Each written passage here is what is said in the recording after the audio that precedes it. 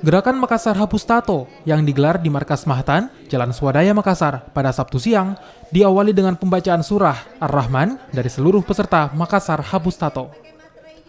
Menghafal surah Ar-Rahman minimal 10 ayat pertama menjadi syarat bagi warga yang ingin menghapus tato secara gratis. Selain warga di Makassar, layanan hapus tato gratis dari Mahtan juga disambut baik oleh warga dari luar kota Makassar.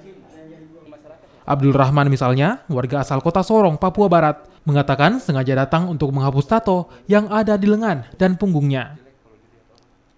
Saat proses penghapusan tato dimulai, ia pun tak kuasa menahan tangis. Nggak apa-apa. Terharu sih sebenarnya. Terus? Satu hal yang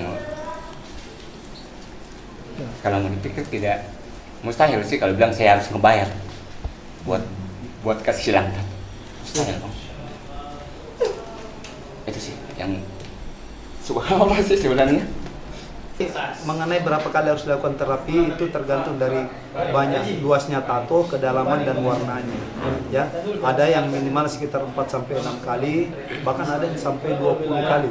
Akan tetap kami layani insya Allah. Selama alat kami masih bisa beroperasi, insya Allah kami layani terus.